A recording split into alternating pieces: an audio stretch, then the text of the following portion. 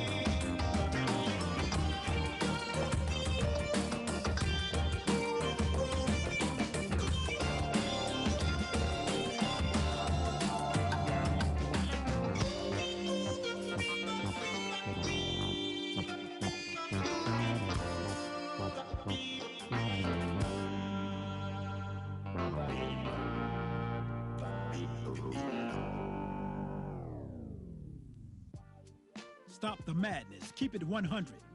The best talk show on the web is here on STMK Radio 100 with your hosts, Shawn L, Let, and Tone the Stone. Come join us from 6 to 8 p.m. Mondays through Fridays. Stop the madness. Keep it 100 with live call-ins, heated discussions about current events, politics, national news, weather, and sports. Join our live online chat room and let your opinion show. Download our phone app. Stop the madness. Keep it 100 on STMK Radio 100. Come join us from 6 to 8 p.m. Mondays through Fridays. The best talk show on the web is here on STMK Radio 100. Call us at 1-866-484-7865. That's 1-866-484-STMK. Stop the madness. Keep it 100. At the table with Reverend Bill Miller, on STMK Radio 100. Check out Reverend Bill Miller's Bible Study radio broadcast live on the new STMK Radio 100 at 8 p.m. Eastern Standard Time and 7 p.m. Central Standard Time. Please listen in and support him as he joins the realm of broadcasting to encourage believers and offer the comfort of God to others across the airwaves. At the Table with Reverend Bill Miller on STMK Radio 100. Also, feel free to contact him for prayer, counseling, and conversation at brobill9608@yahoo.com. That's BROBILL9608@yahoo.com. At the Table with Reverend Bill Miller on STMK Radio 100. STMK Radio 100. You're listening to Stop the Madness, Keep It 100 with your host, Shawn L, Let, and Tone the Stone on STMK Radio 100.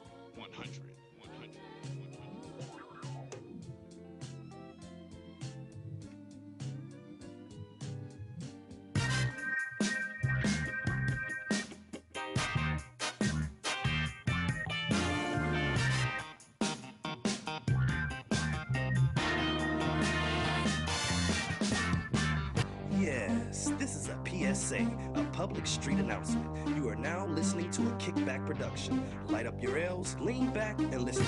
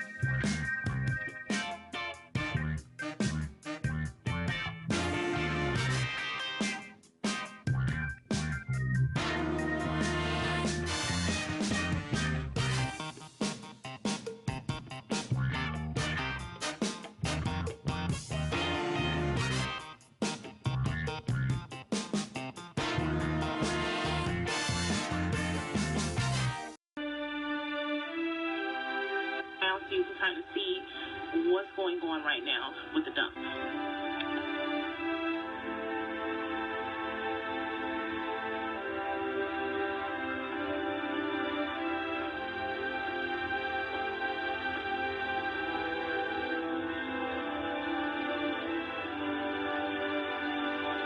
So, not only are residents faced with contaminants that are part of the wood and the other materials, the toxic materials that is in here, now they're faced with another contaminant, which is the smoke that is coming from the materials that we already had a problem with. So this is a big concern for East Cleveland. And this is a time where we really need to demand them to get this out of the city. It wouldn't be happening anywhere else.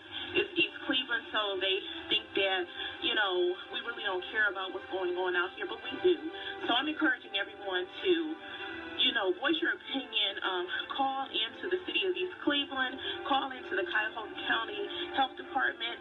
Call into your fire department and demand that the money be put here in order for these residents to live in a safe environment away from harm. And now on the telephone with us tonight, we have a young lady who is a civil rights activist, a legal analyst, and now a future politician, Cassandra McDonald. Cassandra, welcome, and we are happy that you're with us tonight. Hi, thank you. Thank you so much for inviting me to your show. So we know that you're running for District 8, and that includes East Cleveland, Richmond Heights, Euclid, and Beechwood. Is that correct? Well, there's actually 7 cities. So it's Euclid, South Euclid, East Cleveland, Cleveland Ward 10, Richmond Heights, Beechwood, and Woodmere. Okay, so right there, you have ran against this incumbent Ken Smith once already? Yes, I have. Okay, so he's been the incumbent three years in a row, or Yes. 3 consecutive terms in a row, we should say. So let's get right down to the brass tacks of this right here. Uh, what is your platform? So first, why don't you tell our audience what your platform is, so we can understand what you trying to do, and then we can go right into the brass tacks of the problems that you facing right off the bus. Okay. Well, my major concern, number one, is that we have to do better with our civil rights activism when it comes to discrimination, when it comes to fair pay and equality, and when it comes to racial relationships. There needs to be other measures put in place at all levels of government to protect those freedoms and liberties. Number two, with being very active in issues involving police brutality, murder, misconduct, I would like to propose a bill that would challenge what is called mens rea when it comes to any homicides, murders, deaths, and so forth. So I'll explain what mens rea is. So by law, our Ohio Revised Codes have different elements, which are different parts of things that must happen for something to be considered a crime. Mens rea, when it comes to murder, is the state of mind that the person had at the time of killing someone. Now, when you look at police brutality and police murder, it's very hard historically and presently to get a police officer not just indicted but convicted of killing someone. Why is that? It's not just because people are saying we want to go for murder and we can't prove murder in its entirety. What it is that little clause called mens rea that I think and I truly believe that if we change that in the state law, that will change our rate of being able to convict police. Because how are we going to get that conviction if they're already trained to shoot and kill? So how can we say that they had a guilty mind when they shot and killed someone if that's their training? Correct. Now let me ask you that. I understand that. Let me ask you this. But what about the Supreme Court ruling that puts it on a layman's point for a law enforcement officer, where it says what a reasonable police officer would do, because that's the standard that right. everyone's using. So on that issue, would you bring it out from that standard and put a new standard? Absolutely, you have to change it. I think a lot of laws need to be reclassified, and the way that we describe reasonable needs to be reclassified. It's just like in the case of it could be anyone. You know, what is reasonable? Reasonable is as good as the argument that someone gives you about a person having a reasonable mindset or acting as a reasonable person. Reasonable has what true definition? And I think that when it comes to that, and I'm glad you brought it up, when it comes to that, there needs to be a clearer definition that's not vague, that's not ambiguous, that definitely says this is what we're talking about. Reasonable leaves it open to too many things. But too many interpretations, and that's correct, exactly. especially with law enforcement officers. Now, since we're on law enforcement, and we're going to talk about your police aspiration, police reform. Now, I noticed, and I'm going to say this about everybody, about Cassandra, because I've been sitting back in the background watching her, and it's not like it was during the mayoral election. I noticed that you speak on both levels, which I like, where you don't condemn your law enforcement officers and you don't group them up, but you don't tolerate misconduct. And that's something I like right there, because what you doing as an activist, you're actually saying we need to work with our law enforcement officers, but we need to weed out the bad ones. Absolutely, because first of all, they're doing something that I would never do, and I thank them for that. And we don't expect to be grouped with just because we're with someone that we're like them, and that's the same that's applicable to police officers. Because at the end of the day, you know, everyone is an individual. However, we all need to be accountable, and I know it sounds cliche because we always hear that, but that is a standard that we all need to hold ourselves up to. I just did a movie called The Bleeding Blue, and it's a documentary on police officers and how community policing, what has gone wrong and where we are with that. And I believe that a lot of it is just that we are so far removed from not just our issues, but we are removed from diversity and cultural things, which I don't see that happening now in these years. We're so far removed from each other.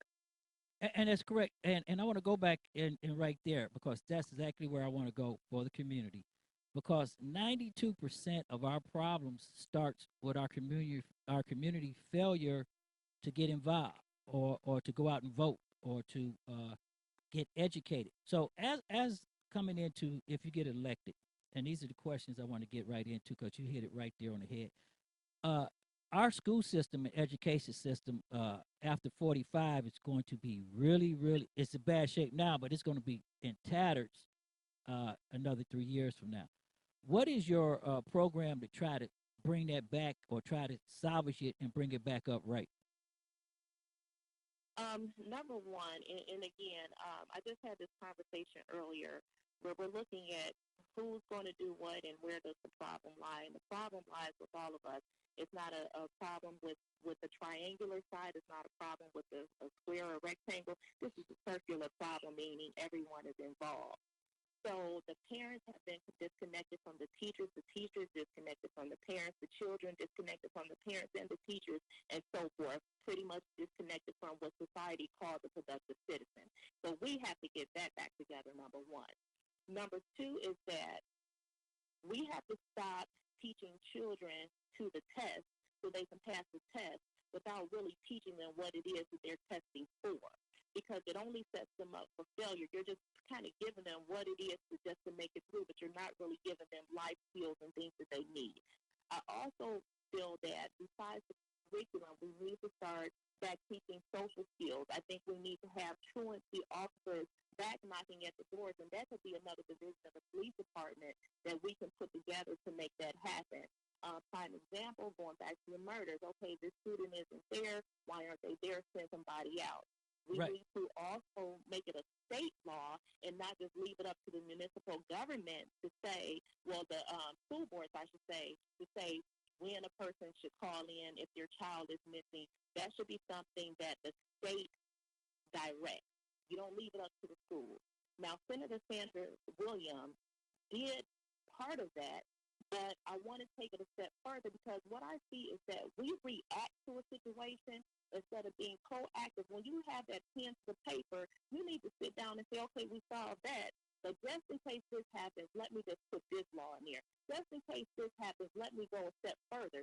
We don't do that. We wait until it happens, and then we respond. Well, would you go? Would you put forth because the way it sounds, and most people, we asked all the good questions because you Mhm. sound like you can write legislation. So so I'm not going to ask you if you can write it because you're talking to me now like you can write it and you understand what you need to put in there. So would you put legislation forward to make mandatory funding because had the city of Cleveland not cut busing, that young lady would be alive today. Absolutely, because I'm going to tell you another thing.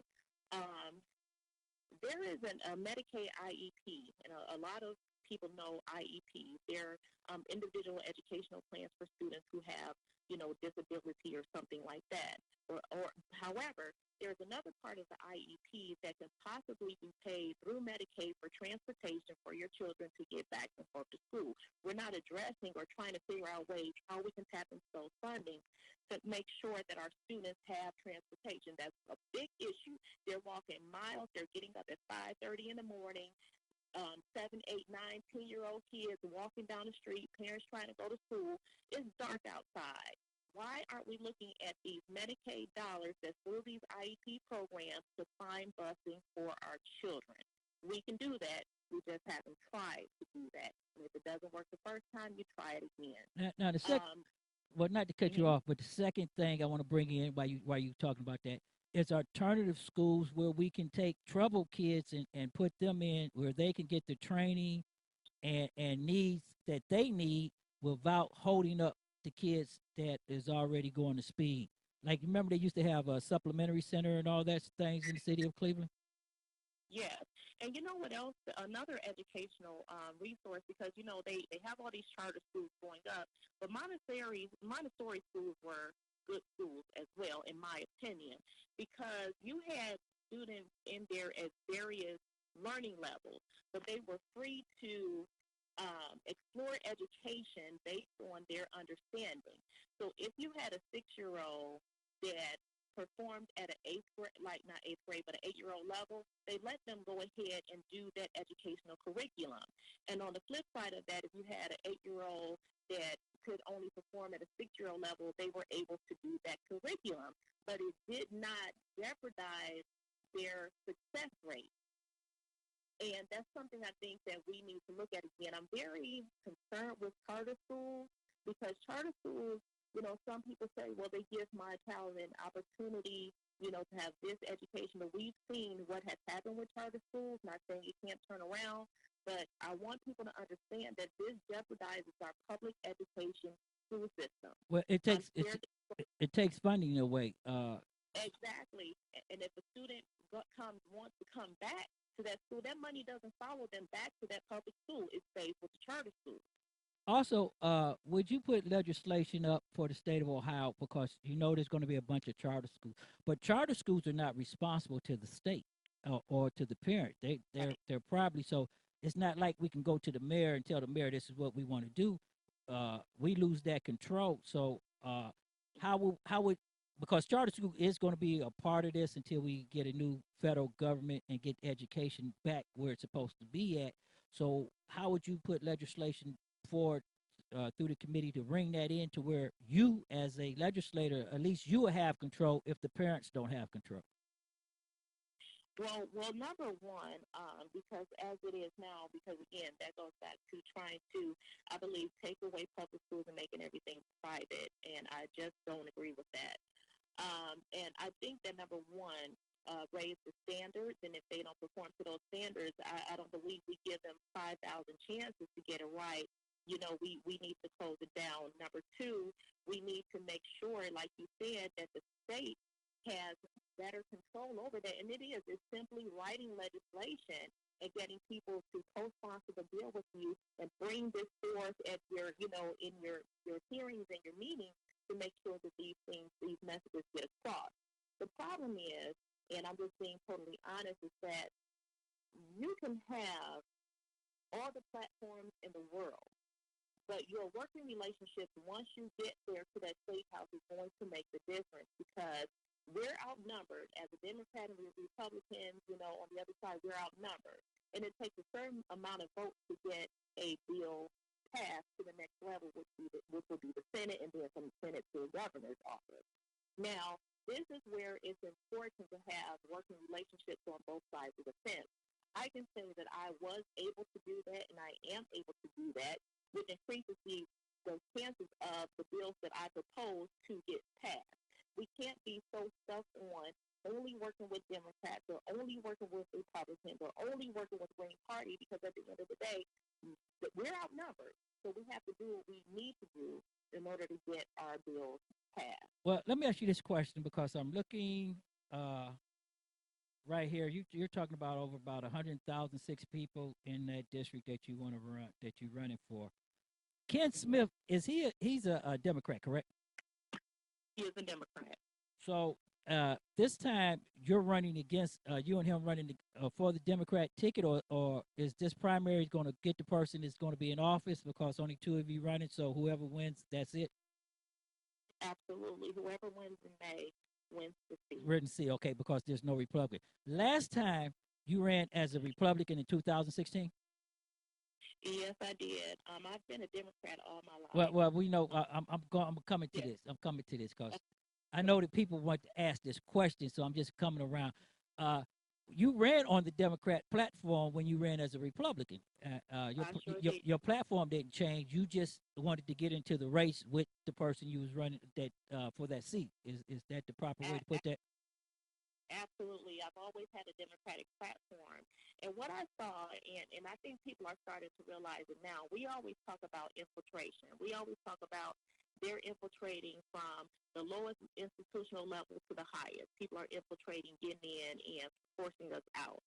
So my thing was two things. I said, three. Number one, there's been 46 other state representatives that have switched parties, whether it was for strategic reasons or for reasons that they no longer wanted to be affiliated with the party that they were affiliated with.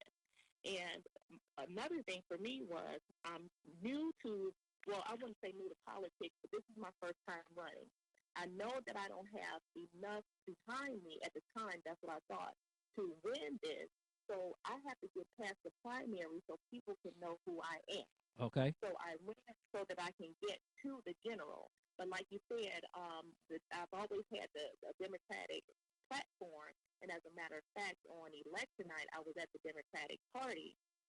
One thing that I did when, being on that side, working with Republicans and kind of seeing how they went, I do like the fact that there is some accountability, but what I don't like was I called it out, which kind of stirred up all the trouble, is because I called out racism within the party that I saw. I'm a very vocal person, and if I see it, I'm going to speak on it. If you're going to talk about it around the water cooler, then you need to bring it out. And that's what I did. And that's right where I want to go to right there, because we're going to bring it into the home state right here. The city of Euclid, I want to ask you a question as an activist, and I'm going to leave this open because I asked all the activists this question. The city of Euclid turned into a nightmare for activists because individuals' personalities, I'm going to say personalities because I know some of them listening to us. As you starting this new chapter for the NAACP, are you being inclusive and you bringing everybody in with you? Because I seen that you have a lot of white residents that want to get involved and want to assist in making their city better. Mm-hmm. Yeah, my thing is civil rights is for everyone. And I'm pro-Black everything, but I'm also pro-unity. I'm pro-diversity. I'm pro-civil rights. And we have to think about those pictures that we look at back in the 1940s, 1950s. There are white people arm in arm with Black people getting beat up. Now, we have had the worst treatment in history as Black people. However, the mission of the NAACP was an inclusive mission. And I don't want to take that out, because if we continue to spread hate because I don't like you because this is what is done, we're not going to get anywhere. Now, yes, we are upset what has happened. But at the same time, you have to make sure that you arm yourself with the type of soldiers that you need. There's going to be things and places that I may not be able to get into to handle a situation, but they can, and vice versa.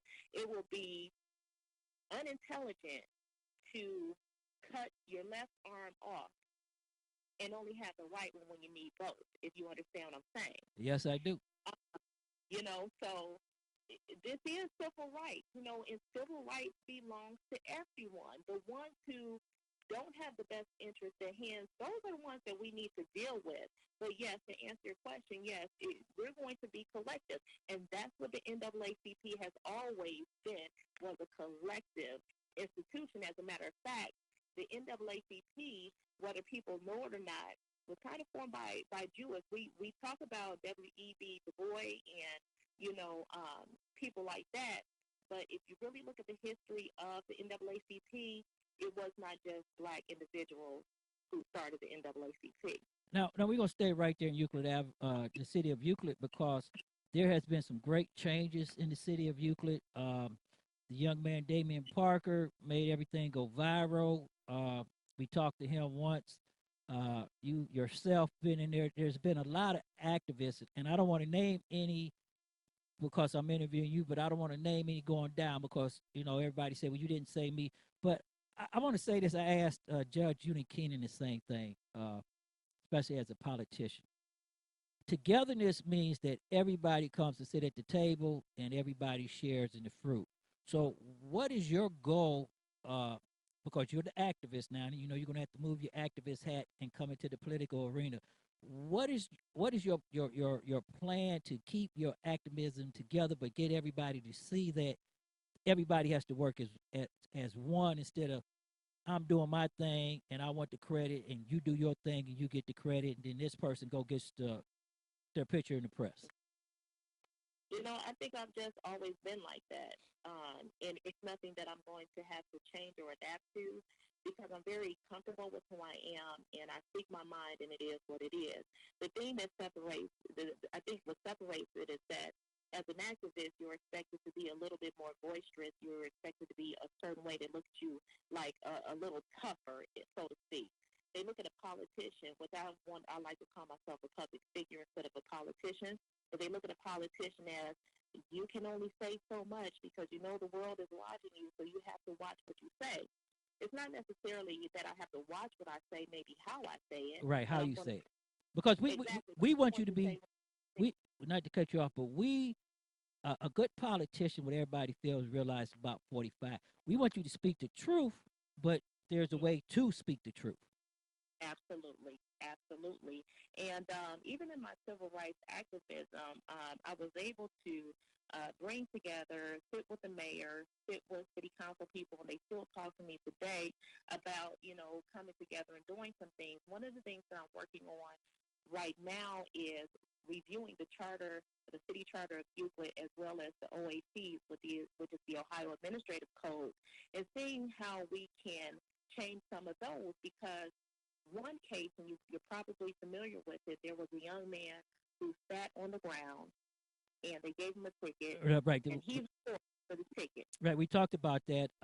Everybody realized that the last show we did about the city of Euclid, where right after Damian Parker, we call it the broken window enforcement effect. We talked about that, where they gave the kid a ticket spitting on the ground, which really shows the mentality of. And I'm glad you brought that up because that's not the police officer's mentality. And I want to say that because we spoke on that and you brought it back in. That's the mentality of the people who's administrating the city of Euclid. So exactly. Go ahead. No, what I was getting ready to say. So that's what you have as a politician. That's what you have to work at, the administrators, because if the administrators allow that, and that's the type of policing that they was trained to keep people they didn't want out of their cities. And this is what everybody, we're going to get into that in a minute because that's the white elephant in the room.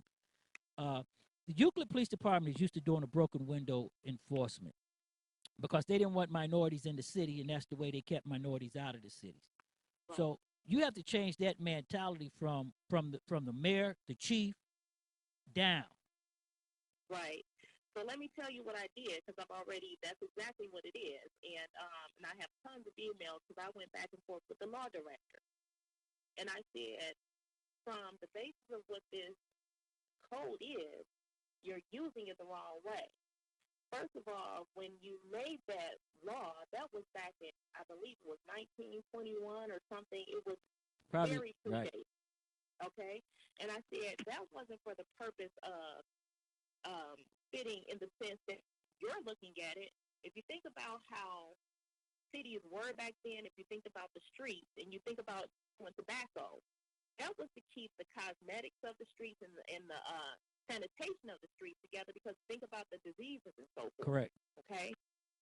So I also told her, I said, well, what the officers are saying that you did basis what the charge of the ticket says, it doesn't fit, and if it doesn't fit, it's not a crime. So her and I went back and forth on that, and they didn't want to budge, but then that's when I said, that's okay, because now I'm going to get some law students, because, I graduated from Cleveland Marshall College of Law. I said, I'm going to get some law students from Cleveland Marshall and Case, and what we're going to do, since the city of Euclid was saying they didn't have time, per se, to go over the charter and the laws, we're going to do it for you. Just like the Cleveland Marshall College of Law did with the consent decree. I said, there's a way to do it. There's a way to do it without money, and there's a way to do it efficiently. You just don't want to do it. So we're going to do it. Right. And right now, go ahead. Go ahead. No, you go ahead. You can finish. Okay, so we're going to be bringing that back up. That's one of the things that the chapter that I'm forming with the NAACP, that is one of our priorities, is to get that done there. Right, because everybody has to realize this, and I'm just going to say it because it's my show, Dr. Madness, keep it real, is that those police officers were using that law to intimidate and harass those young men, okay? And they was Yes. attempting to send a message to the activist, Damian Parker, one, Mm-hmm. and everybody who was with Damian Parker, that they wasn't going to allow you to disrupt their operation. Yes. And And that's it was blatant. Yes. right, and that's something that we tried to talk with Mr. Parker about we a little bit, was that uh, Stevie Wonder could have seen what was happening down the line as it was coming down. Marvin Cross, the spokesperson for the Black Retired Police Officer Association, went in, and a lot of good things was done because Amiot was fired. Euclid had to change some of their policies. Uh, I think that the mayor did a little quick thing with Amiot instead of taking him through his due process, and we all know what happens with that. And you are in astute of looking at the law. You know how things come when it comes to arbitrators. So we have to look at that later to see when it comes back. But I want to talk about the white elephant in the room. The biggest problem you're going to face as an activist, as a black woman, and as a city that you love, and is in the middle of your district, the city of East Cleveland.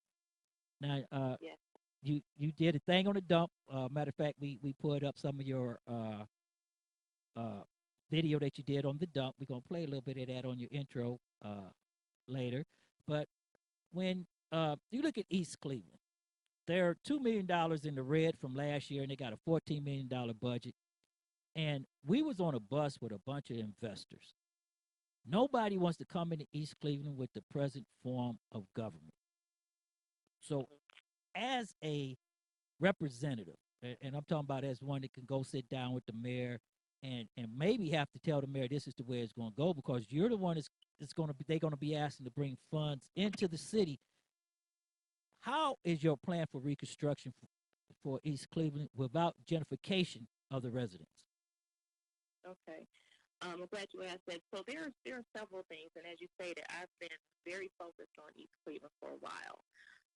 From the point when they were initially talking about bankruptcy to the city merger and so forth. So the city of Cleveland, as you know, they're going through their own issues with funding, the consent decree, and so forth. So I was always concerned about that, because how are they going to inherit the depth of East Cleveland and still be able to have the residents that are already in East Cleveland, to keep them stable without causing, like you said, gentrification. So one of the things that I had researched, again, I always research, was to do a county merger, because the county could have held the city down. However, the state of Ohio does not, for some reason, allow a county to take a municipality, but the state can appoint a receiver and take the state and handle the fiscal situations there until the city is in recovery.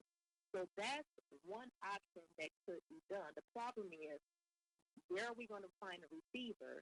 And also, there has to be a judge, which could be a judge on the Court of Appeals. It could be a judge, a municipal judge like Judge Dawson, who is in East Cleveland right now, that can make sure that the legalities of the receivership is followed.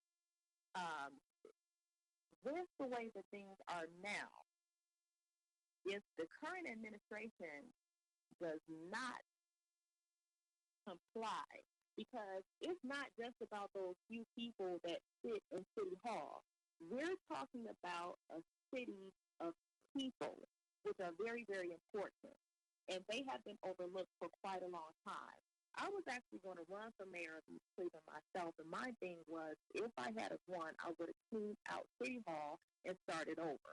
Whether I liked you or whether I didn't, the fact of the matter is, it's dysfunctional for whatever reason, because I'm not pointing fingers right now, but it's dysfunctional, and we need to just start over, because it's so entrenched that you wouldn't even know where to begin. Right, after And three recalls, you're correct. There's been three. yeah, you wouldn't know where to begin. So that's one thing. Now, there's also a thing called home rule, where the state separates itself from the city. So with that, the only other option that is if no money can be given to the city from the rainy day fund, which Governor Kasich has never given the city of East Cleveland any money from the rainy day fund, which unfortunately another person that's running for office against me has stated that East Cleveland has never received money for that, and I'm still waiting to see receipts on where that money is and what did they spend it on, because I know they never got it. Well, I think you have to look at this, and I don't even think you can audit anything in East Cleveland. No, what I'm saying is there's nothing to audit because no money ever went there. Okay, I understand. Citizens being told. But you can audit because there is a way to track it. What the problem is that they're having when we talk about audit is the money that came from the hospital being torn down, which still remains a mystery in East Cleveland. And the red light cameras and all the books. See, I want to go right here too, because there is a solution that's been on the table with investors. You know Chris, correct? And University Circle. Yeah, Chris Romaine. There's right. actually two, and I'm part of one of them. Okay, so do you know that? I don't know if the residents and everybody knows this, but last year when we did our story and got on the bus with the investors, the west side, the city is split up into three sections. Mm-hmm. Okay, and the west side of the city was prepared for investors. That's why everything is tore down there, and all the land was made ready for the investors. Would you sit down with Chris or form a committee to sit down and have University Circle come in and take the west side of the city, maybe to keep East Cleveland as one, but maybe have them come in and do the west side of the city and build that up, and then work your way into the outskirts of the city and Cleveland Heights and them? Yeah, here's the thing. I've already visited that. Like I said, I've been very, very active with East Cleveland. Chris Romaine is someone that I reached out to try to get some things done. There's also a section of the UNIA, which is an organization like the NAACP that's working to bring some seed funding into East Cleveland, which that is on the table, like it's being talked about right now. And I can't go into full details with it because I like to be very, very informed, but I am privy to those conversations.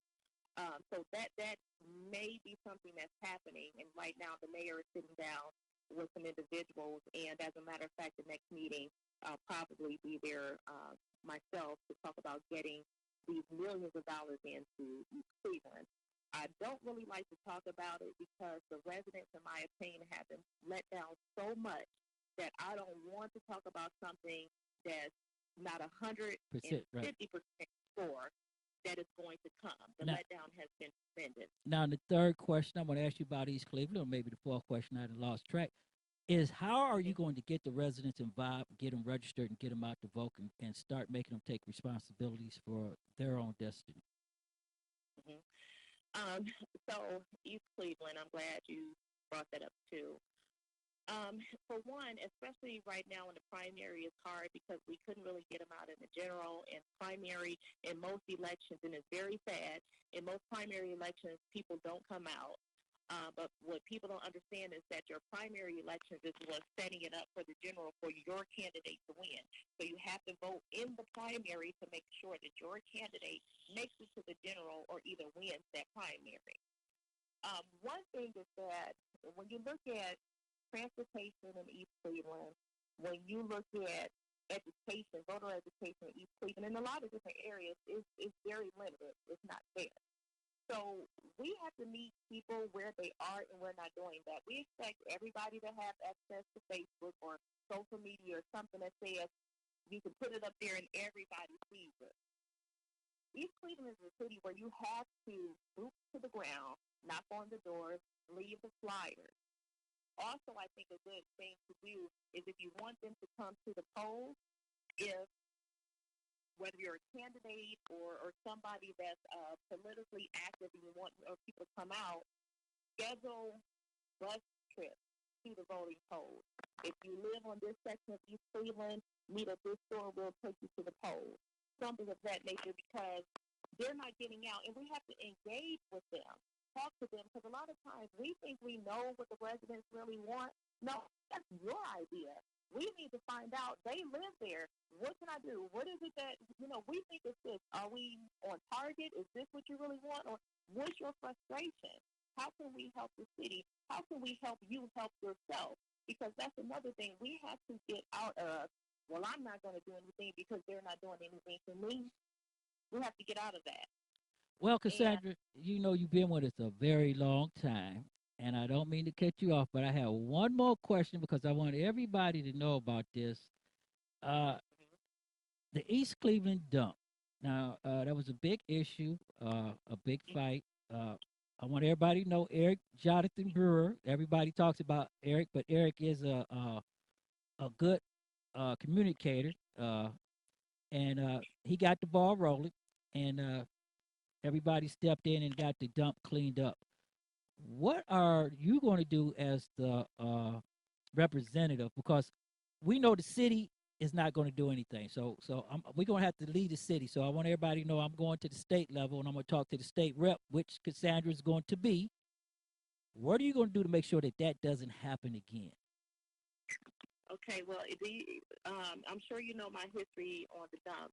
Before the dump got there, I was already advocating.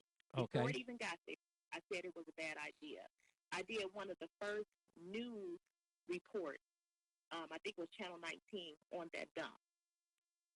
One thing that I will definitely do, not just for East Cleveland, but any city, especially inner city, because it is an EPA civil rights violation, what happened to residents in the city of East Cleveland.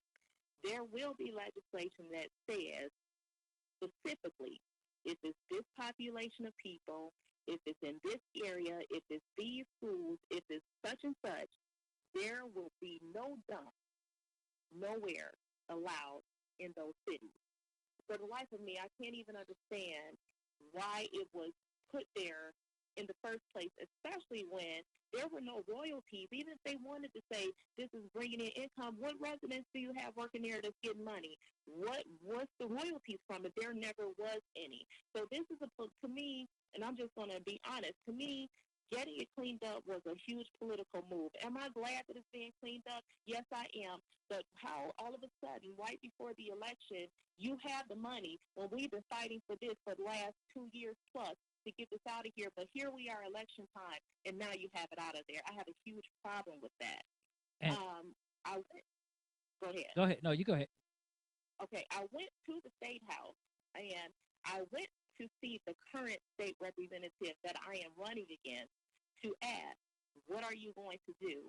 And there's, YouTube video and different things out there. What are you going to do? He was out of his office. This is when I found out they had a bill. It was a House bill, but now it's a Senate bill, meaning I believe it has passed. I have to double check. But there's provisions when it comes to the overall EPA thing of dumps. But it does not specifically state about municipalities. And this is the thing. We only go so far again, but we don't solve the problem. We need to solve the problem. So my thing is to work on legislation, and I would definitely make it. If that happens, you are going to be charged with the EPA civil rights, violation. You will be heavily, the money that you'll have to pay the residents, because we don't even know what this has done to the health of these residents. For people who have never seen the dump, correct, when they say this dump is in the backyard, they mean that. You step out the backyard, you are in the dump. Yeah, you can see it. You can see it from mountains. We did a show and put it up on TV for the world to see coming down the hill from Noble. It looks like a mountain out in Wyoming somewhere. Yes. So this is the thing I do for all the politicians. I'm not even gonna call you a politician because I know you're gonna be our next state rep. You're in a fight. I think that everybody realizes now that it's not voting for who people tell you to vote for. It's voting for the best person that we want. And Cassandra McDonald, I want everybody to understand, go to STMK Radio 100's Facebook page or to stmkradio100.com. And we're going to have a bunch of stuff up for Cassandra McDonald about what she's doing with the NAACP, her posters and stuff. We put a bunch of stuff up and out there, and I want y'all to go and give this young lady some love. But Cassandra, I want you to tell everybody who's listening to you right now on internet radio and live stream TV why they should vote for you. I think that, well, I'm going to say I know that you should vote for me because I have always had people's best interest at heart. And it didn't just start for me running to be a candidate. I've been like this all my life. Even when I lost the election, I never let one day go past that I still was not out there advocating for you. So to me, it's not about the seat that I have, even though I would appreciate if you vote me in and bless me with that seat. It's not about where you are. If you're for the people, you're going to do it without that title or not. And I think I've proven that and I've shown that. And one thing I'll promise you is I'm not just going to be working for, gratitude and likes. I'm going to be working because every decision that I make, every law that I make is going to affect you. And I know how important that is. So I want you to know that if you elect me, I am going to work. I do work and I always will. Ladies and gentlemen, that was Cassandra McDonald, candidate for the District 8 congressional seat here in the state of Ohio, activist. And Cassandra, we want to really thank you for being with us. Now, on November 8th, everyone, Euclid, East Cleveland, Cleveland Heights, Richmond Heights, Beechwood, and Cleveland Ward 10 needs to get out and vote. And remember, vote Cassandra McDonald. She will represent you well.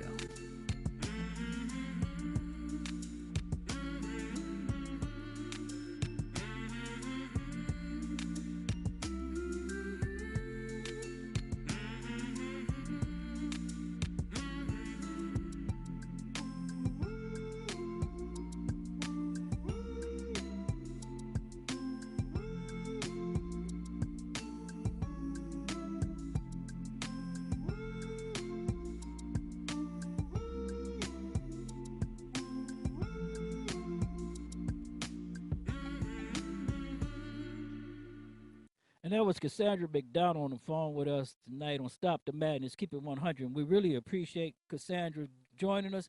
And I want to say, hey, Facebook Live, YouTube, Instagram, and Snapchat, welcome with us tonight. I want all y'all to go out there and show Cassandra some love because she's going to be a real crown jewel for our community. And she's running for the Ward 8 congressional seat. And I want you to check her out and vote for her if you feel that's it. What's up, Tone the Stone in the house tonight? What's up, Shy? What's up, everybody's out there listening to Stop the Madness? What's going on? Hey, you got it. And our man J Mac from the shop is back with us and sitting over there in the chair. J Mac, what's up? What's going on, y'all? How y'all doing this evening? We doing real good. Thanks for kicking us with it for a minute. Hey, before we move on into our politics and what's going on today, before we go into all that, Tony Stone, she was saying some good stuff right there, especially about East Cleveland writing a law for a civil rights violation for the dump. Mm-hmm. A lot of people have died at that dump. Saxman, that also. Saxman in the house with his people. A lot of people died over on that dump, and there's no relief for the families. Right? No, it's not. Where's that dump at? Nova Road. Yeah. And then when you look at it, you can hit it from Hayden. You come up Nova from Hayden. Oh, down Nova. Down, yeah, it's a little ways down. And it's fenced in, but it's nasty. It's terrible. It was on fire a couple of times. It's terrible. I don't know what you're talking about. I'm thinking like, wow. It's trash. It's disgusting. And the late great Jerry Struthers, the activist who helped us out on a couple of stories. He passed away suddenly from being around that dump every day. Mm-hmm. And a lot of people fighting over that dump. And then she talked about, if you listen to her, she talked about Euclid. Tone Stone, Euclid, if everybody didn't know, the case of Euclid giving the tickets to the two young men that spit on the sidewalk is still going. And that's a tragedy. And I'm going to say this for law enforcement officers.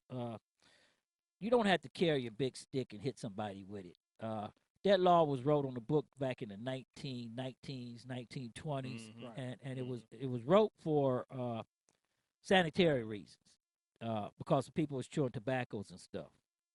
So, Saxman, I'm gonna come right to you on that. Okay. Giving two kids $200 ticket for spitting on the sidewalk, man, with all the crime that we have on the east side and all the things that's going on, that right there let you know there's a problem there in that city. With the laws on the books to be written, of course they can use it, but that's just a way of.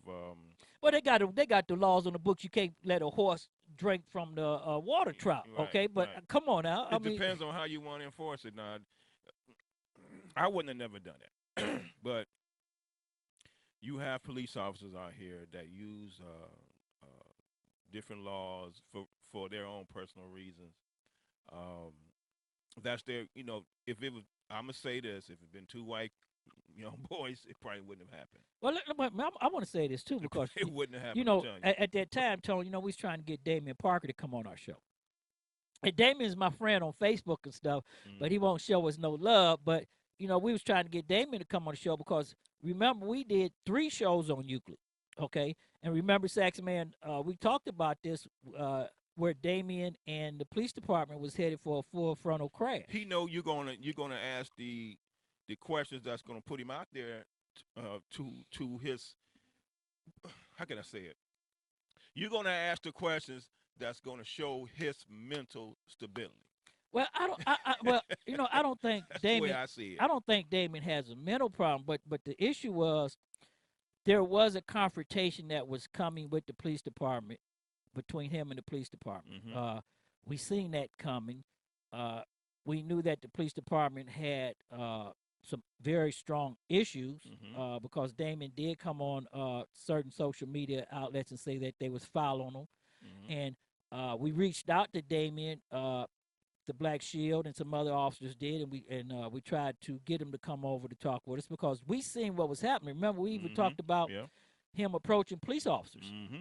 And we also said how dangerous that was. Right, how dangerous it was, and how police officers were going back into the district and probably typing Form 1s on them, saying that he's approaching them and he's putting their life in danger and everything what's going on. They're getting prepped to take him down. And well, not only that, they're getting that they sent the paperwork FBI on him. Remember, the FBI started following and investigating black activists. Okay, so they sicked the FBI on him. He had to go in for an interview. Okay, and if you notice when he got arrested, they referred back to his Facebook post. page. Right. So when you look at this, and you knew this was coming down the line, and you knew that Euclid should never, in my opinion, I'm gonna say this, Saxman, but you can come in. Euclid should have never served that warrant on. No, they shouldn't. There's other agencies that would have served it better than Euclid. Cause see, that's why if a police officer is involved in a shooting and his partners is shot and killed, that officer is not going to work on that case because he is too close. Right. They would take that officer off and put an independent, like the detectives or someone else involved. The Euclid was involved in this guy. This guy came into the city. This guy embarrassed the city, dogged the chief out, dogged the mayor out. So Euclid is personally involved. Right. To send a warrant out, to have Euclid to go out and send a warrant out, if they lay hands on him, then they can obviously say, well, Euclid came in retaliation against this and in retaliation against that. Right. It brings that type of conversation out. But had they used the deadly force, that would have been it. But not only that, see, I'm gonna say this too because Euclid, I talked to some city officials there, on that, and this goes back to activists fighting each other. See, we're going to have to call it what it is. This goes back with black men fighting each other, because another activist is the one that went and filled out the warrant for him. Right. And Euclid just didn't issue the warrant. They went to a judge, and the judge ruled, and the prosecutor had a judge rule that there was probable cause to serve the warrant. and they put some charges on Damien and some serious charges on Damien. So the other activists had a problem with Damien, like what they Well, had a physical problem? I don't have the injust of it because I done heard a lot of rumors, and I would really prefer to sit down with Damien if he ever call us or if I ever get a chance to talk with him. See, he's not gonna do that because he knows you're gonna ask these questions. Well, I'm gonna ask the questions because that's the only way you can get it on there. He's not gonna get on. Like you said, I know that. I don't even know him. No, he ain't gonna do it because that's gonna bring out stuff that he probably don't want brought up. And that's the problem that they have. These activists going against each fighting each other. That just really aggravated me, man. Jake Mack, bring your mic down. Move it to your mic. There you go. There you go. Sean, about these activists supposed to have a different type of. We're supposed to reach, even if we don't agree, we're supposed to have the same point. And they're like have ulterior motives, man. I don't really. That's really aggravating.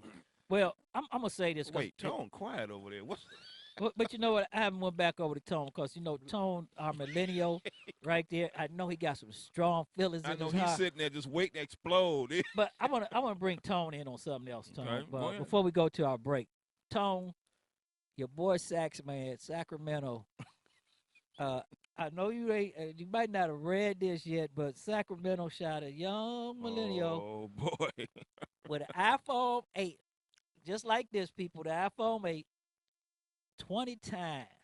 Now, if he had a LG V20 like I do or Samsung, they probably would have shot it. I thought you were saying Sac shot something. No, Sacramento. That's the next big case. Right, that's the next big case coming up. I'm not gonna shoot nobody those many times. Whatever. Well, you know what, Saxman, don't never say no. But you know what? I know one thing. Do you got your bullet in your gun? You might just still got it in the shirt. I seen the picture. I got it in my shirt pocket. I seen the picture that somebody put on. I seen that picture. That somebody that I saw it on social media. Somebody put it up there. Yeah, I can imagine. And I heard one guy asked, well, what was he doing in the backyard that time of night? Well, he was breaking give everybody the gist of the case, and I just wanted to hit our law enforcement officer with that case because he got a new phone and he lost all his stuff. I lost everything. He lost everything on his social media and everything. But in Sacramento, 2 nights ago, a young man was out in the neighbors' yards breaking into cars. Somebody called 911. They got choppers. The chopper was first on the scene and chased him through the yards. And as he was going through the backyards, the police came up. He went to his grandmother's house and was standing at the back door. And it's pitch black. The video's up on CNN.com. It's up on STMK Radio 100 News.com. The video's up. You can go watch it yourself and see what it is yourself. But also, Saxman, I want to bring up another thing since we're talking about the police before we go into politics. Okay. That the black officer in Minnesota was charged with murder. Yeah, I seen that, and I was wondering when it was going to happen. I knew it was going to happen. You knew what was going to happen. That he was going to get charged. I knew it. Even though it died out for a minute, it got quiet. We figured, well, he was good. Now I kept saying no because people are pressing the issue against the police too much for that to go away. Well, hold that thought, because right there, we're going to take a break. Let's take our break right here, and then we'll be back. We got to go pay some bills. You're listening to STMK Radio 100.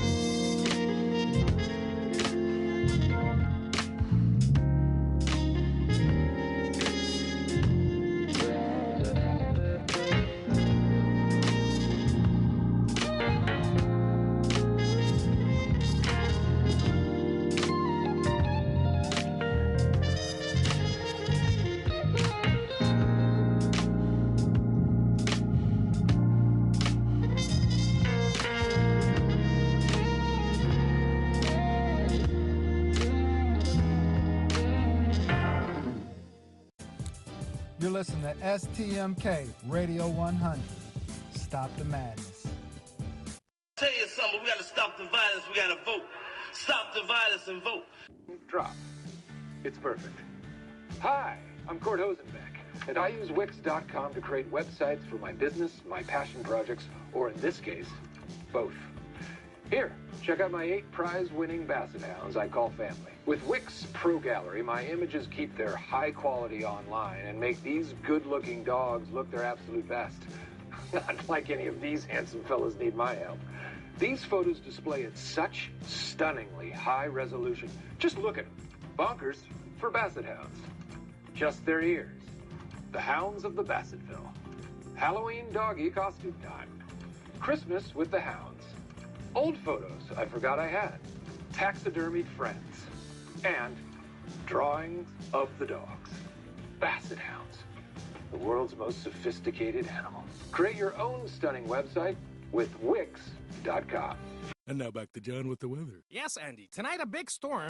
Storm this! Get the soccer offer from Pizza Hut and Pepsi. With every 2 medium pan Super Supreme, you get a real soccer ball and 4 cans of Pepsi for free. Yes, a real soccer ball and 4 cans of Pepsi for free. Yes, Pepsi the soccer ball. 4 cans. Don't miss the Pizza Hut and Pepsi soccer offer. With every 2 medium pan Super Supreme, you get a real soccer ball and 4 cans of Pepsi for free. What about the weather, Andy? Don't resist and call 19,000 now.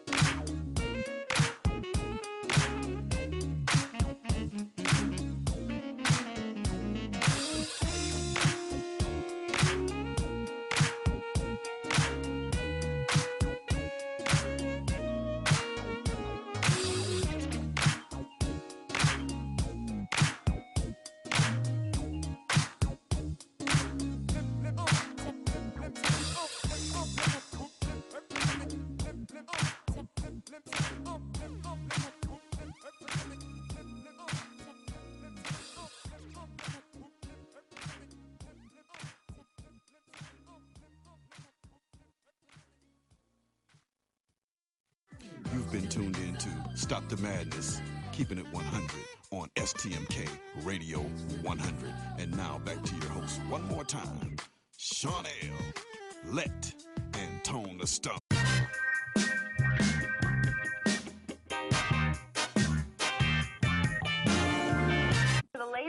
White House revolving door. The president has made up his mind to fire his national security advisor, H.R. McMaster. In these latest ratings, we are now moving 17 House races, and they are moving all in the direction of the Democrats. Demography of what Pennsylvania 18 looks like and where else across the country, if indeed it's going to be that kind of a Democratic wave, that good a year for Democrats, where they are winning in deeply red places. Pressure to stay quiet. Well, I'm not alleging anything. I'm stating a fact. And the fact is that my client was physically threatened to stay silent about what she knew about Donald Trump. Some of the things I try to tell young people today, that the perception of evil sometimes is worse than the reality. And you have to be very meticulously careful about how you react to situations. And so while we understand that there are dangers all around, you understand if in fact you are aware of where you are and what you are about, and you're about peace and harmony, then I think you can draw people to you instead of driving people away. Hey, welcome back with us tonight.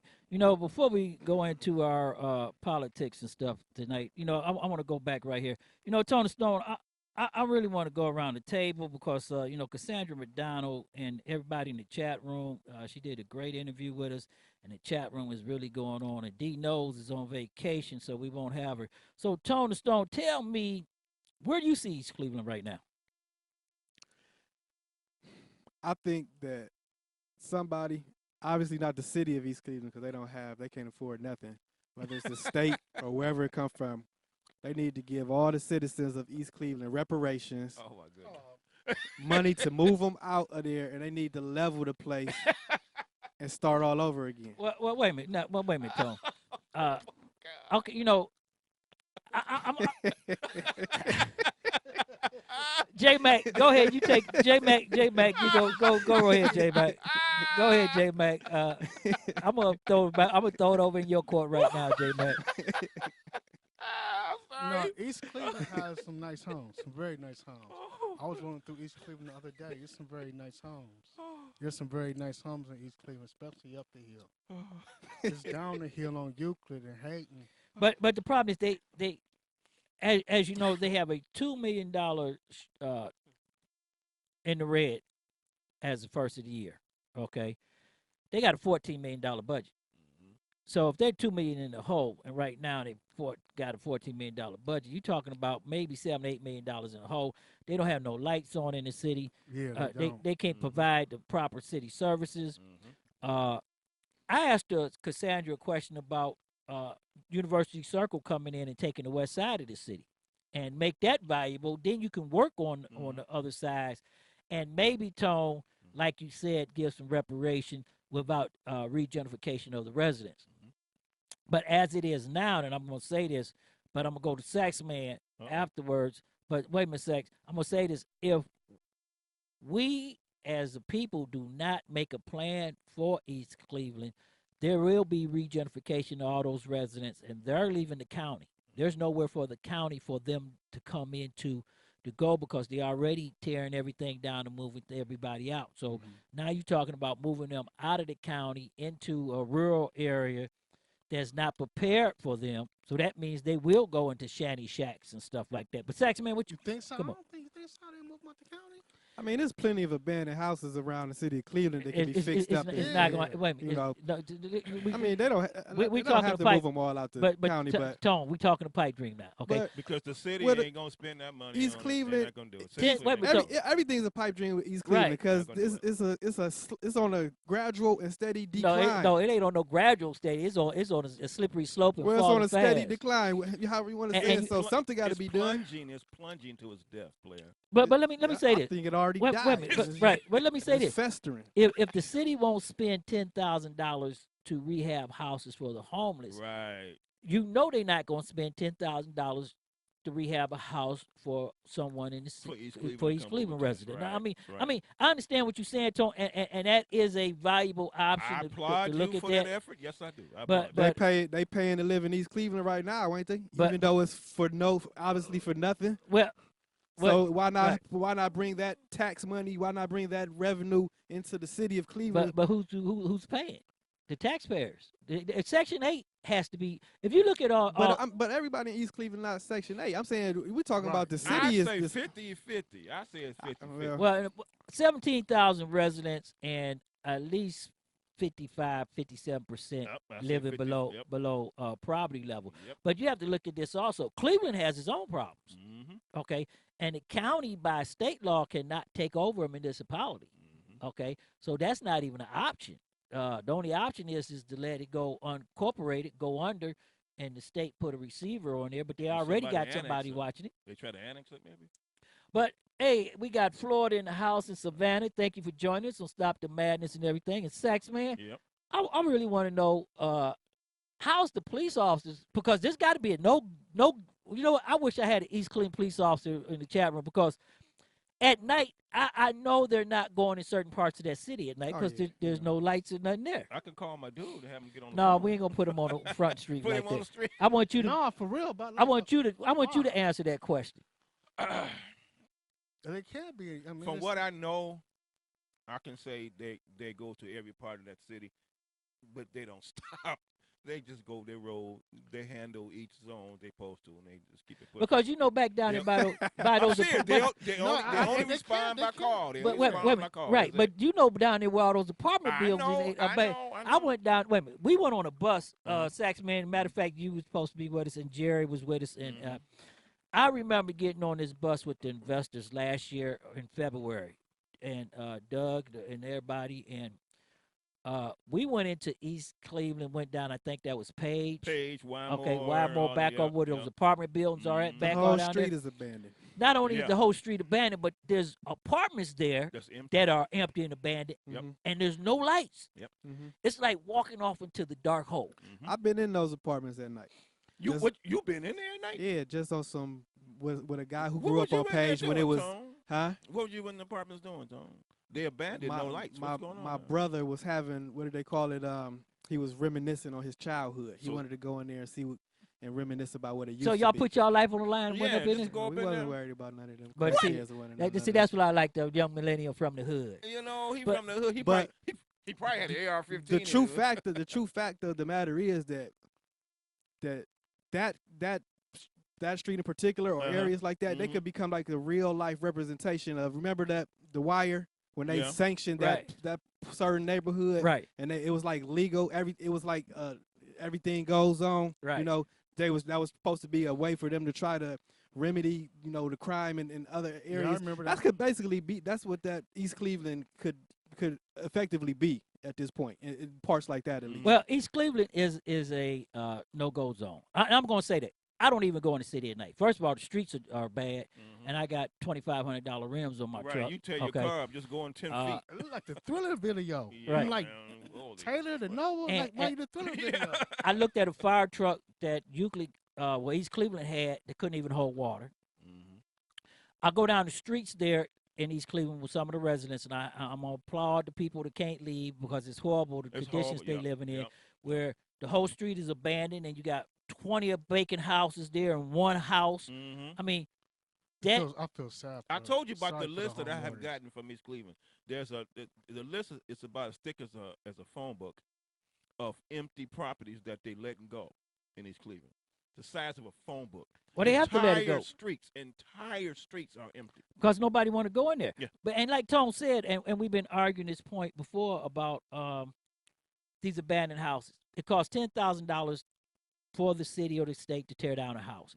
And yes, you can rehab the house with $10,000 to put a homeless family in, and we wouldn't have a homeless problem. That's only if the foundation is strong enough to stand up. But still, you got to consider most of these houses is strong. Yeah. Well, that's if they brick. You got to consider how long they've gone unattended. Well, they got to do they gonna do their due diligence before they spend $10,000 rehabbing. I would it, just so tear it down and rebuild. Some of them are saved or can be saved, but not many. I think it's better, like to your point, Shawn, putting $10,000 into the abandoned home and putting a homeless family in there. That's a lose-lose. Maybe not. I shouldn't say a lose-lose because it's getting that family off the street, but still, it's no. Who's going to pay for it? Yes, it's who's no. going to pay the taxes? Who'll pay the water? Well, the taxpayer is going to have to pay for it because you have to look at this. East Cleveland right now, those individuals are probably on Section 8 and the taxpayer is paying for it. Okay, Yeah. most of the people in East Cleveland, and I'm gonna say this because you know what, we've been here before, and I'm gonna say this because this is the dark horse in the room. Most of the people in East Cleveland came from 40th, Scoville, Central, Longwood, Outhwaite Projects, King Kennedy, because when they closed those down to rebuild them, they never brought them back. They only brought a portion of them back. They went to Euclid. And that was the plan. That's why the city of Euclid is falling Well, apart. well, East Cleveland wasn't in the condition that it was in now, because you have to understand when those residents started coming from downtown in those areas, they had to come out into 185th, Euclid, South Euclid, and the suburbs couldn't handle that flex. That's why Cleveland Heights now make homeowners who get Section 8 got to go to school. Okay, or go to a class. They was trying to get that law. So if you look at that now, that flex has already came over. The people here in the Bratnar area and 185th Street area has already been round around with Section 8. So half of them are not getting Section 8, and half of those homes have been torn down. So there's nowhere for 17,000 people to come into the city of Cleveland. It's really not. And well, they don't all. I mean, that's what. Because I remember a few years ago, it was the argument like, well, there's always that argument that Cleveland should take them over. That Cleveland should, that they should just, swallow East Cleveland up and make it a part of the city. And then there was that argument that Cleveland Heights takes a part and this and that. And they just didn't. They didn't. From my understanding, they didn't want to have nothing to do with the city of East Cleveland. Cleveland Heights didn't want no parts of it. Cleveland Heights. But it goes back to the activists. It goes back to something that I asked Cassandra McDonald before. I didn't go in depth in it, but it goes back to the activists, because if you remember on show 13, I think it was Saxman with Jerry Struthers, when he got mad because we had the ex-council president come on the show, and I asked, Shawn had this guy heated. Hey, and I asked the questions. That's why Eric Brewer won't come on the show. That's why Mayor Jackson ran, okay? And that's why most of the politicians now, if you're a politician, I understand why you're running, because I'm going to ask you the question. I'm going to ask the black and that's why David horse, Parker's not going to come right. on. That's why I asked Cassandra McDonald, the white elephant standing in the room, East Cleveland. You want to be their rep. What are you going to do for them? Tell me. That's the question. I don't want to hear about how you going to do something over here in South Euclid to bring South Euclid business people, because you got to go talk to them too. Okay, but the problem is with East Cleveland is Cleveland going to give up the capital to help East Cleveland without taking over East Cleveland. Okay, because you look at this, in order for Cleveland to help East Cleveland, there's only two ways. Either we have to vote to take it over, okay, or we're going to give our capital to them to tell the investors like Mayor Jackson can, like he's doing downtown, go into this city, let's build this city up. Now, on the west side of the city, from Superior, 124th, and Coventry back over, it's already prepared for the investors. The last mayor did that. He did that before anybody understand that area is all tore down. All they got to do is come in and build up. The school board held up. The only reason that the University Circle is not in East Cleveland to Superior right now is the school board refused to give that one property up on Lakeview. Okay, so you have to look at that. So which one is that? Is that the old the whole bakery over there? Right, yeah, the whole bakery. Right. Okay, yeah, that's a lot of property there. So you have to look at that. But we're going to come back to that, and we're going to talk about East Cleveland and what needs to be done, and we're going to try to get the mayor, but we're going to get a guy, Milton Senior. I don't even know where to start. Talking about where this needs to be done. Well, what Ms. McDonald said that I mean, as far as East Cleveland goes, that rainy day fund. If anybody in the state of Ohio deserves those emergency funds, it's the city of East Cleveland. Right. So like she wants to see where that what's going on with that money. Where's it at? What's being done with it? And if that's the purpose of it, if that's what it's supposed to be used for to help these communities in emergency situations like that, well, East Cleveland is the. But if you look at this, but what would you start? What would you start with the money? Well, putting the money in? Well, there's two things they need to start with right now, and I can answer that question right there for you.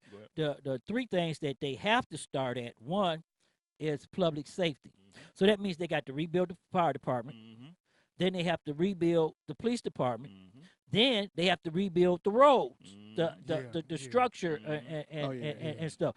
Now, then after you build the roads, you have to come back into tearing down these buildings. Okay, the one on Terrace alone, the guy told us, Saxman, what was that? $2 million to tear it down, another $2.5 million to haul it out. So you're talking $5 million just to tear down that building.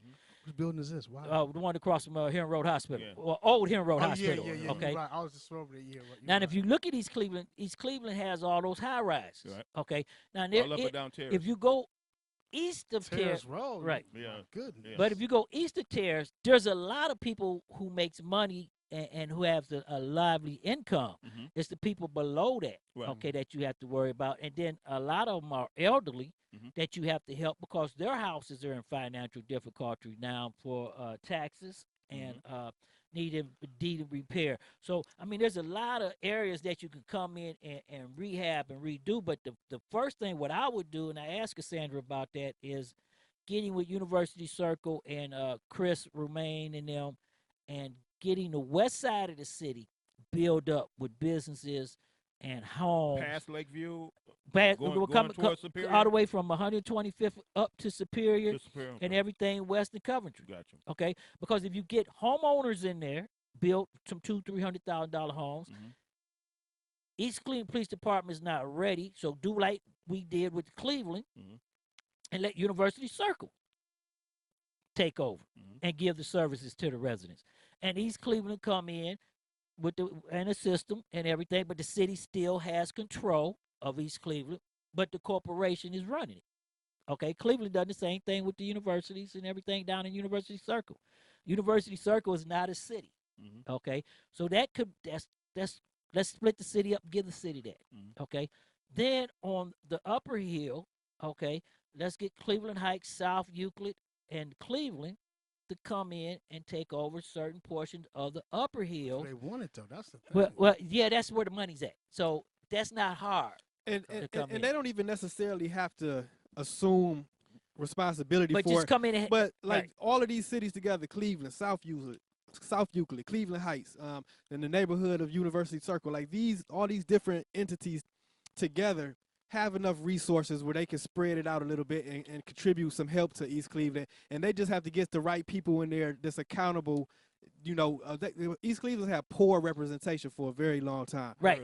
For a very long time. And you know, the problem that we have, and I wish Judge Unikeenan probably should have went in there because Judge Unikeenan had built relationships with people in order to get them back into the city. I think they would have came into the city and helped the city out. But we're going to talk about East Cleveland later on. But right now, we want to go to Trump's world because so much is going on. Man, aren't they jumping ship, aren't they?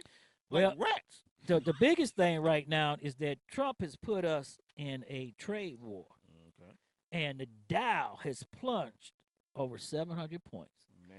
So if anybody remember 2008 when the stock market started going under and plunging and people started losing their houses and jobs, that's what's happening right now. And I want to say this to all the Republicans and all the conservatives in the chat room.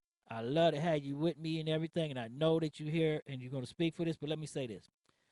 What good is it to save 500 coal jobs when you're going to lose 40,000 other jobs?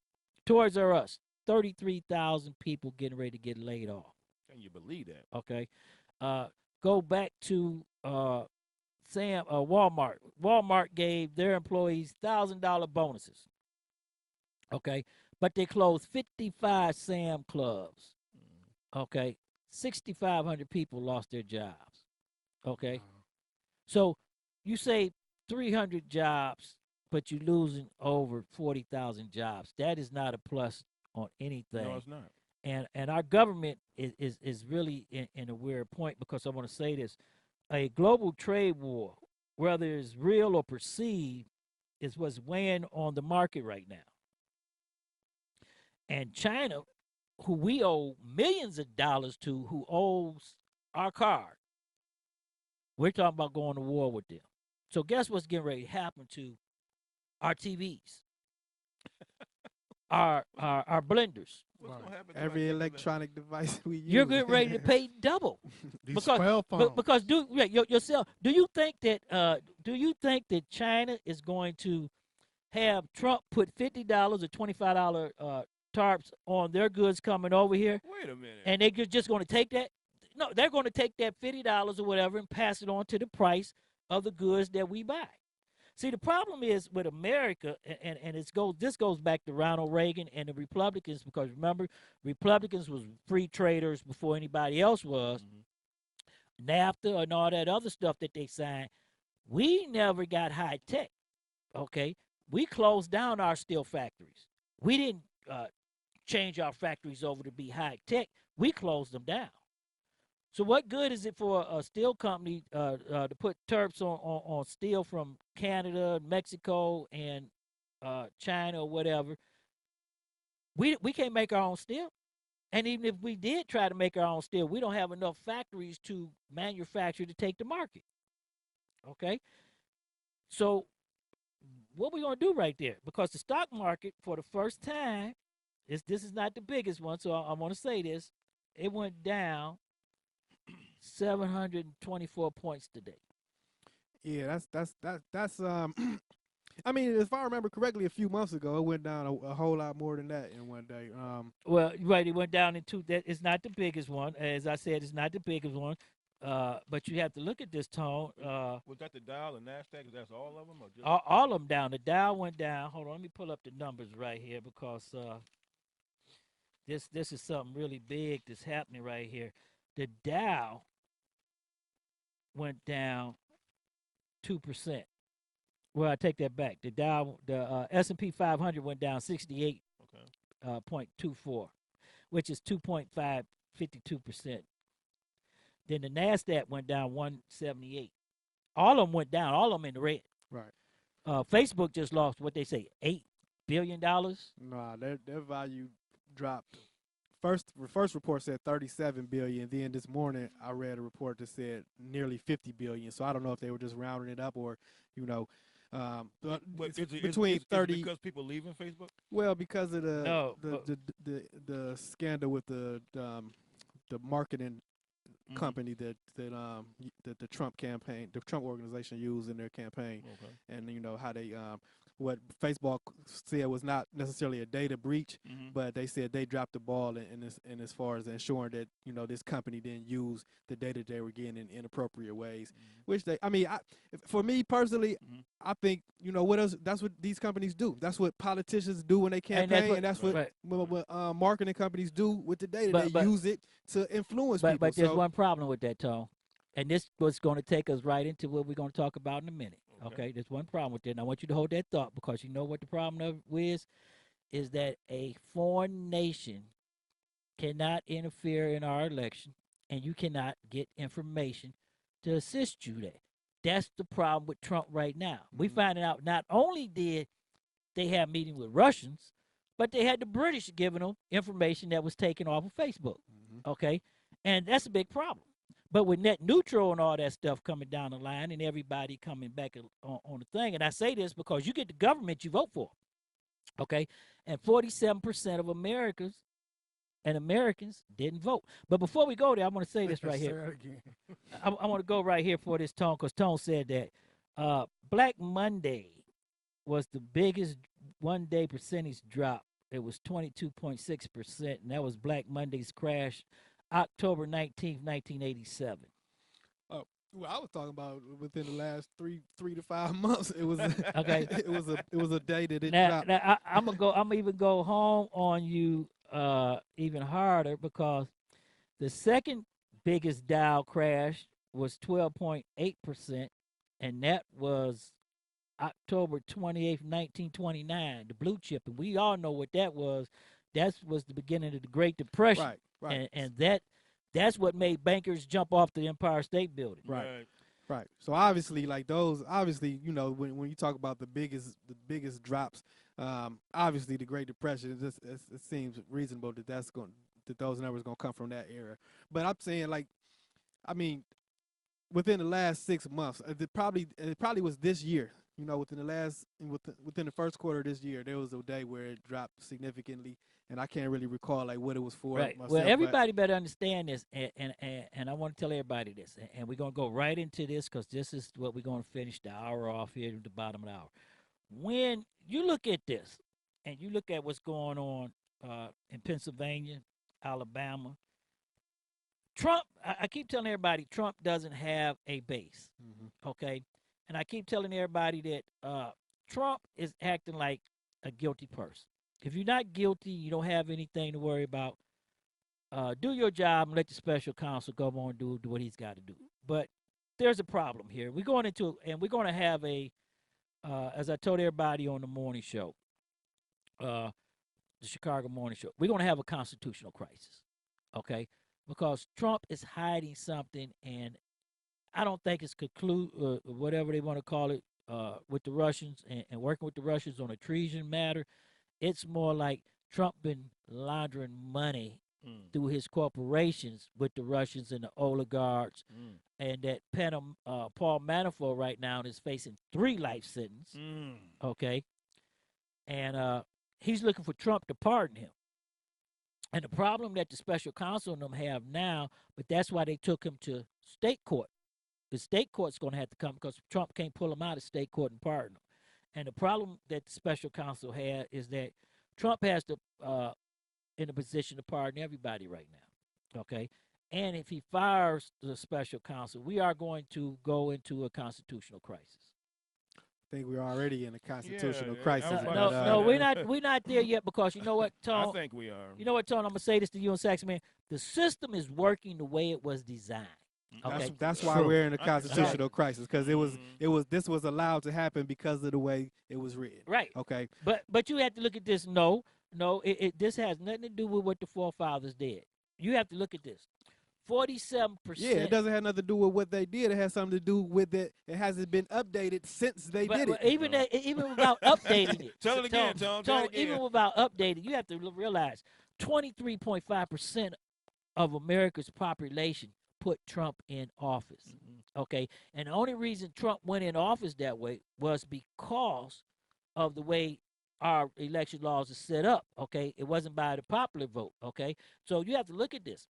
Had the 47% of eligible voters who decided to stay home because they didn't want to vote for Trump or Hillary, because we put Hillary to a different standard, okay, we wouldn't be in this problem right now. We wouldn't be having this problem, okay? If I remember correctly, Sean, George W. Bush got in the same exact way where he lost the popular vote. Right. Okay. But you have to understand, but America, so it wasn't fixed then. It wasn't fixed then. Why are we complaining about it now? Because let me tell you something about George W. Bush. But American people voted. They set that up for him. They didn't sit at home. They set it up for him. You have to look at the Bush versus Gore. You have to look at this. That was broke down to 50-50. Okay, 50% of Americans voted for Gore. 50% of America voted for Bush. Okay, and that's not what I remember. I remember a lot of scandal about the Florida, right?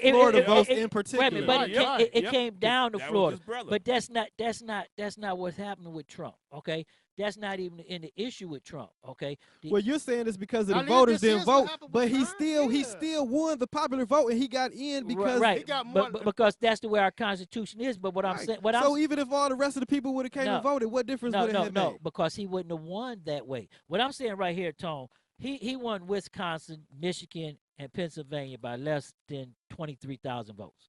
Had those 50 or 250,000 people came out and voted, Trump wouldn't be in office right now. I don't think. I believe he still got in there because it was fixed. No, I'm not going to say that. No, we can't. No, I don't agree with you on that, Sean. It was so fixed. It was a rigged election. No, I'm not going to say that. But I'm going to put it straightforward for you because this takes us right to where we're talking about. I do believe. I mean, I don't think if everybody would have voted, I think he would have still got in. No, he would have got in, and I can guarantee you that the politicians put their Trump card. Let me tell you, the Republicans they got away with it twice that I can remember. It's probably happened. Listen, more Tony, times than that. same thing they did with Bush, because when Bush won his second election, didn't they find a truck full of cards and stuff that was against him? Let me tell you what, Saxman. Let me tell you where I'm going right here, and I want you to understand this. Where I'm going right here. Okay, let me tell you where I'm going right here. Go ahead, man. Okay, the Supreme Court just rejected the Pennsylvania gerrymandering law. Okay. Now, Pennsylvania 18. Okay, that district you could have elected a box of hammers That's how gerrymandered it was. Okay, a Democrat run that district. Okay, and the reason the Democrat won that district is because the people who didn't vote last time came out and voted. If you go back to, and this is where I'm putting, I want everybody to look at. In the last 36 elections since January 1st, the Democrat has won 36 seats. And I'm talking about in some deep red areas. Areas that Trump won by 20 points or more. Okay? Trump has a following of 30%. That's why he can never get into the 40s. Okay? It stops at 30%. Everybody talk about the polls of the Republicans in them and say, well, he got 87% of the Republicans. Okay? No, he doesn't have 87% of Republicans. When you look at a poll that is done, if the poll is screwed and they're looking for Republicans, if they call into that area, they only talk to 1,000 people. Okay? That's what got Hillary. Okay? Because the polls and everything didn't show the people who didn't like the blacks that wasn't going to come out and vote for Hillary. They didn't show the white people who refused to vote for Hillary. They didn't show the 47% of people of the Republican side who wasn't going to come out and vote at all. Okay? Look at Alabama. A Democrat won. Okay? Counter Lamb. The Republicans want to say, oh, he ran as a conservative. No, he didn't run a conservative. He didn't come on the tax hike and all that other stuff. Okay? Look at what's going on in the deep states in Alabama, Georgia. All those areas right there. And I'm going to tell you another thing, a wild card, and this is for you, J. Mac, the wild card coming into the fact. It's Florida.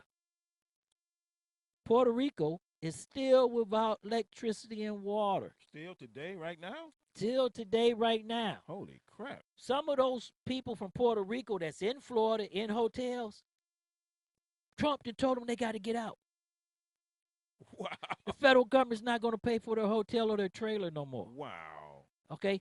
All those voters, when you look at Virginia took over almost every seat in the state house. Okay? Go to Virginia alone. That night, that blue wave is coming. Okay? There's so many people. Look at the kids. We talked about gun control, Tony Stone. Remember I told you that the NRA was in over their head. Everybody said, no, the NRA ain't going to be no gun control. Ain't not going to happen. What we have? We have a gun state who put stand your ground laws, raise the gun age, outlaw bump stops. If you got a bump stop now, you are a felony. You're a felon. I'm sorry about that. It's a felony, and you are a felon in the state of Florida. Okay.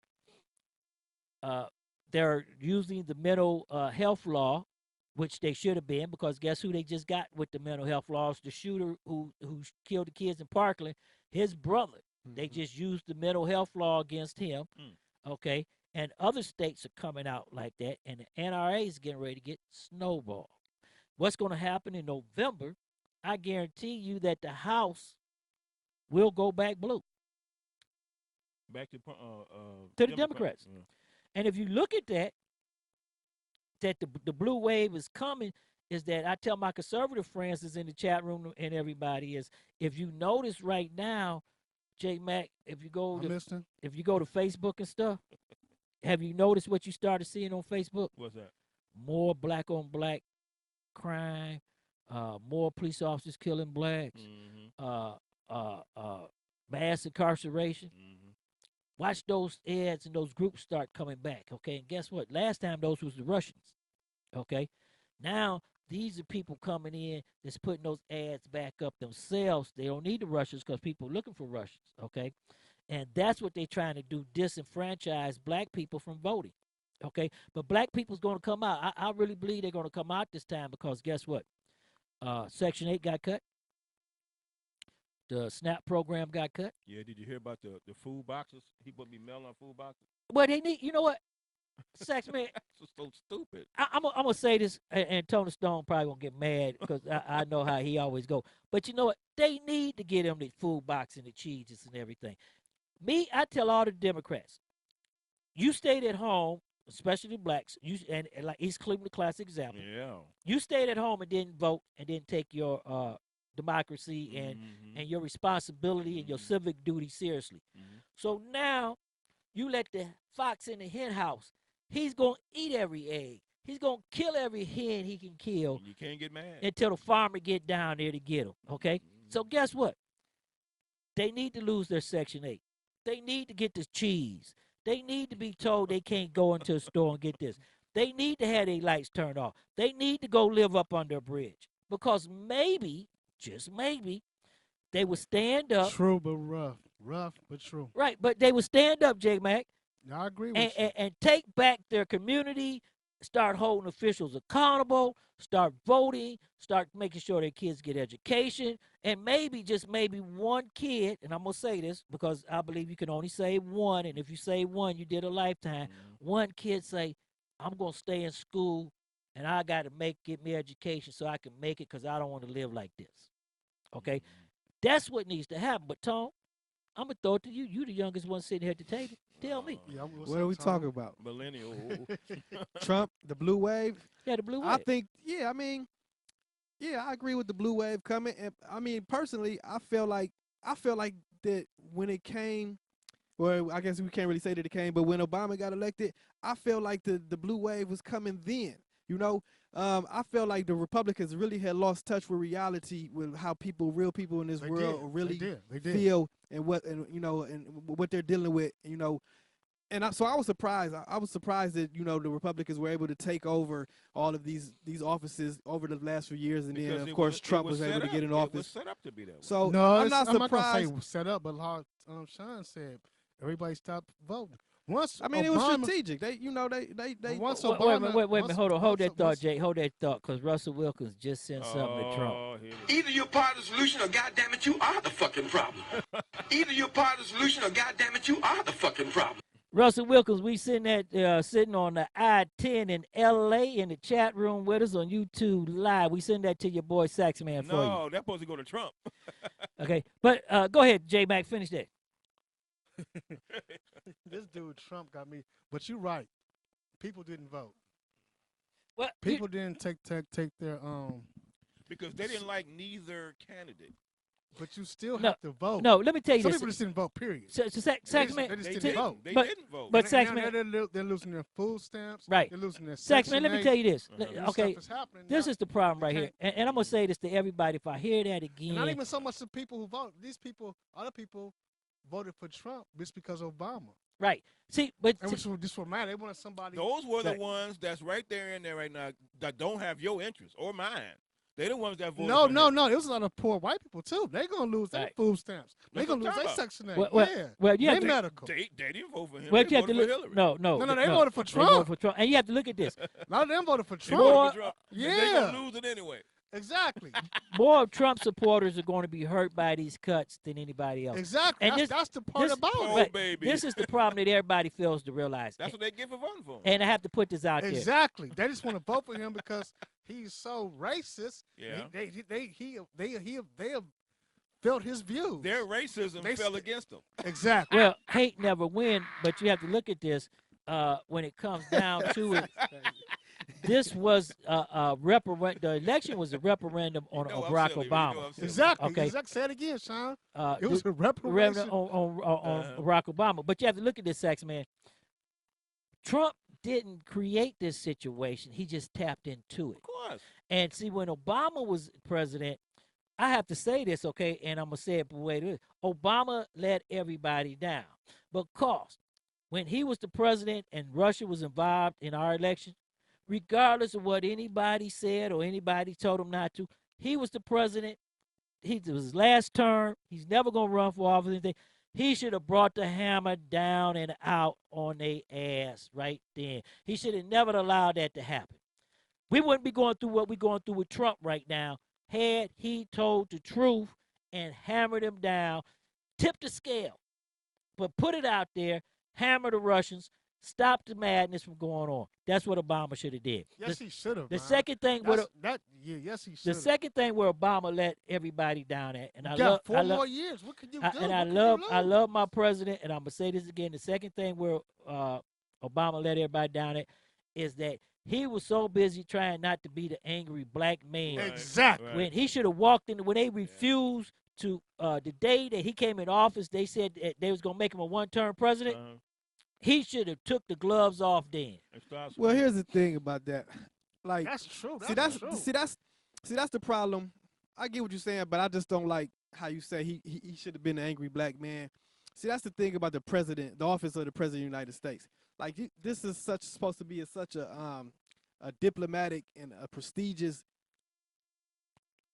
office to preside over. But that's the way they see him. But but what I'm trying to say is, so now you look at somebody like Trump, okay, who in a lot of ways is a complete buffoon, okay, a complete buffoon. Like, I mean, and I not to take nothing about it, not to take nothing away from him, because I think he's smart as hell, but he's a buffoon. And the truth of the matter, he's going to be his own downfall. Like, but we'll get back into that. So as far as Obama goes, I didn't, like, you know, nobody's president. I mean, nobody's perfect. No president's going to come in there and fix everything, you know. So maybe I don't agree with all his policies either, like you. But I was very proud of the way that he conducted himself. I'm proud of that too, Joe. But what I'm saying, no, I mean, that's what I'm saying. Okay, he shouldn't have let them push him over. But it's not on the ball class. He got a lot done. Okay. Now I'm but saying Tom, this. I'm talking about standing up.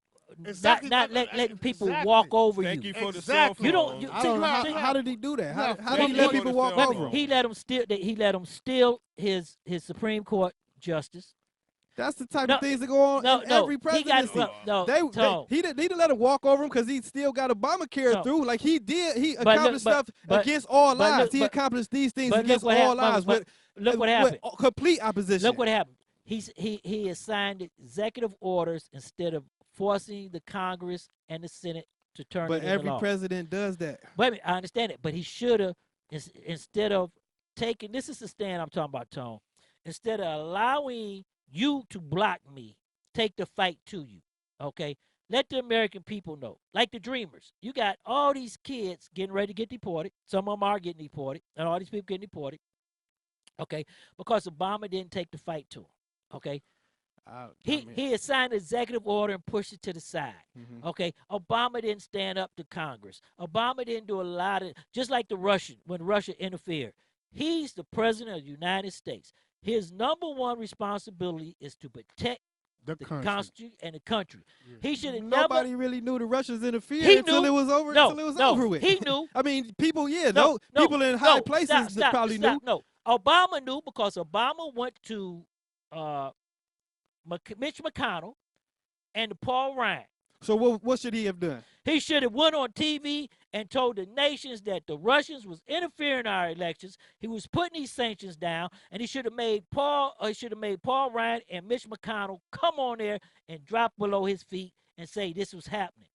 That's never he could. They're not going to Tone, drop down to his feet. Tone, you cannot sit in the back. That's not reasonable. No, I'm not saying drop down to his feet like a king. I'm saying force their hand. He sat back and allowed the Russians to do this. Okay, but what would that have done? If he would have did that, would that have stopped them from influencing the elections? Yes. How? Because he could have ordered stuff and he could have made the United States or wherever. Because, Tone, you have to look at this. We're trying to blame Trump and got an investigation against Trump and the Republicans right now for something that could have been a year after the fact. Right. A year and a half after the fact. Listen to what you just said. It could have been exposed a year ago. Before Trump was even in office, it could have been exposed. So why do you think it wasn't exposed? Because Obama didn't want to tip the scales, make people think he was. This is his logic, not mine, and this is what he said. When he went to Mitch McConnell and Paul Ryan, they said that Obama was trying to tip the scales for Hillary, okay, and they didn't want to come out on it, okay. But when the FBI was coming out against Hillary's, that doesn't make any sense. Email, but that's what he did. I mean, but if he's trying to tip the scales for Hillary, then why not come out on it? That's going to tip the scales in her favor. But that's why he didn't come out. You know, Tom, that doesn't make any sense to me. That makes sense right there, what you just said. Right. What I mean, you just said but Tone, this is what your president said. Okay, I can only go. Wait a minute. I'm sure he said it. I'm just saying that I don't agree with what you're saying. That he should have been more forceful. Even if he would have said it earlier, that it would have any impact. I think that the same things wouldn't have happened. We would not. That we wouldn't still be having this investigation right now. We wouldn't be having this. We wouldn't not be having an investigation right. I don't think so. We probably would have Trump people in jail right now because I'm going to say this again right here, and I'm going to tell everybody this right here. Okay, so they won't go to well, no, Saxman, I'm going to say this right now, Saxman. There's no need for an investigation, and Trump knows what the CIA got. His director's running the CIA. Okay, and the CIA and the special counsel and all them know what they got. Everybody knows the law that was broke. We don't need no investigation. Okay.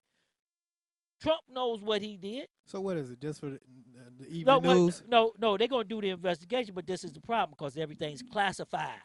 Right.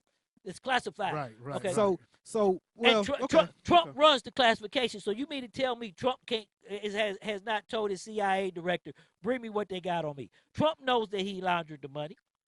That's why I just told y'all earlier that they're going to fire the special counsel. We are going to go into a constitutional crisis, okay? Because Trump is going to push it there. And I don't think the Republicans are going to stand up to fight him on it. Well, they don't have to. Like I said earlier, he's going to shoot himself in the foot. This one lawyer already quit. Like he's firing everybody around him. He's going to be the cause of his own downfall. His big mouth. Mueller wants to talk to him. He thinks he's prepared to go and have this conversation with Mueller. They're going to give him enough rope to hang himself with. He's going to be his own downfall. Well, let me say this. I don't see that happening, but what I do see happening, and I'm going to say this again, as I said earlier, come November, I do see the House and the Senate going back over to the Democrats. I do see the investigations and special counsels and all that being come in and handled the proper way. This is where Trump is losing and shooting himself in his foot, is because Trump has refused to allow the people to save him. They can save him right now. They're in control of everything. I don't think nobody can save him. You can't do what the House did and just walk away and say, that's it. See, he's firing his staff, the people closest to him left and right. You think that these people, they already got all the dirt on them in the world. You think now that after he fires them. Let me ask you $1 million question. This stuff ain't going to come out? No, let me tell you $1 million question, Trump. And this is the problem. I called you Trump. I'm sorry. It's going to make us seem questionable, though. Call him 45 millennial. Let me tell you this. The $1 million thing here is, Trump is running the country like he runs his business. Right. He's a millionaire. He's not. He's used to people doing what he say do when he say do it. And if you don't do it the way he say do it, you're fired. And you can't run the country like that. Okay, that's the problem he's running into. I understand. He's a celebrity. He's a damn talk show celebrity. Game show celebrity. What's going to get him? I don't think what's going to get him is the lady that's suing him for defamation. Oh no, that's just the side. That's just no. Dessert. I'm not talking about. I'm not talking about Stormy. That's what him and that. That's just dessert. And that big boob broad. No, Stormy. Hey, he overpaid for Stormy. He overpaid for. He overpaid. Yeah, wait a minute. I'm gonna say this. Wait a minute. In the chat room, somebody said this. Clinton got his for free. Yeah. Trump had to pay $130,000. That's a pimp for you right there. There you go. Hey, Big Willie. You know, you get a head job for free. You the president. And you have to look at this, and I'm gonna say this right here. You know, everybody better buckle down. You better save your money. Get out the stock market if you can and put stuff up, because the stock market is flying. China is not gonna be playing with us. No. Okay. North Korea, we ain't going to war, but you know what? That's a distraction. They gonna help China against us. They gonna come over there. China, North Korea gonna help China whoop our ass. Hey, we was gonna upgrade to some new apples, but I guess we better get those apples before they raise the price up. I just wish they would televise. I just wish they would televise when Trump and Kim Jong-un had that sit down. I wish that could be on TV. Oh no! Before we leave and get off the air, I definitely want to see that. It might not even happen. I don't think it's gonna happen. Yeah, probably not. But I want to see. I don't think it's gonna happen, y'all. J-Mac, that's gonna be the funniest thing in the last 50, 100 years. Shawn, no U.S. president has sat down with him, right? No. It ain't gonna happen. We'll see. Bush ain't gonna. I mean, Bush. But you know what I want to see. You know what I want to see. What? This is what I want to tell everybody. Joe Biden said that if he was in high school, he'd take Trump down to the gym and jack him up. Now, Trump said, oh, no, you're going to go down hard. So this is what I want to say. Everybody in L.A., welcome Russell, welcome Savannah in the house, Florida. I'd like to see Biden, the North Korean leader, and Trump. Let's set up a ring and put them in there. They ain't going to ever do that. Oh, that'd be beautiful. It'd be funny to me just to see them actually sit down and have that talk. But did y'all see the picture? It was side-by-side comparisons. Mueller, Marine vet, decorated Marine vet, and Trump with the bowling trophy. They showed that. And his shirt says staff on it. In the chat room, they calling him Corporal Bone Spur on that picture. Corporal Bone Spur. Yeah, they I haven't seen that one. I ain't seen that one. Facebook Live, Gerald Hall and everybody, we appreciate y'all for being with us. Show me that picture. Hey, Jim Butler, we appreciate you for being with us. Thank you for your service. Hey, Savannah in the house, hey, Sean, L.A. On the second, L.A. On Savannah, what's note, up? Are y'all aware that Bill Cosby's father on the Bill Cosby show passed away? Russell. Oh, did he light-skinned dude? I was wondering he was still doing. He just passed away. Right there, everybody. He's about 90. Yeah, he had to be 100 or some shit. Bill Cosby, what, 80 something? Bill Cosby was 10 years younger than him. Hold that thought right there, Saxman. Hold that thought. Fan base is big, I can't lose. She can bow down, I'm the next to rule, but I'ma stay on the cool, remain on the under, cause like Andre 3000, your boy's ice cold. Ain't no limit to the gimmicks and ways to make money. No limit to the just to act funny when you get that cake, cause you spit that way. They may love you tomorrow when they hate you today, but yo, that's the way the story goes. So I was told, following the ramble down the yellow brick road, people leave at the end, ain't no pie to go. Just some platinum beats from the Cleveland streets. Hey, everybody, I'm your host, Shawn L on Stop the Madness. Keep it 100. Hey, we appreciate Facebook Live, YouTube, all the people in the chat room. Next week, Deke Knowles will be back with us. Tony Stone, what's up? What up, Shawn L? Another good show. J Mac, Sax, thank everybody out there for listening. I had something really, really, really deep and thought-provoking to tell y'all, but it slips my mind. So until next time. Hey, we got J Mac from the shop in the house in the land. Thank y'all very much for tuning in with us, crazy guys. We're just keeping it real, keeping it 100. And we got our man Saxman in from in-service. All that gunpowder he's been smelling. He got a little bull. Don't light no match around him. He might blow up. I don't want to light no match around me right now. I got this powder all over me. I might go, boom, that was me. Hey, we want to thank Cassandra McDonald for joining us on the telephone tonight.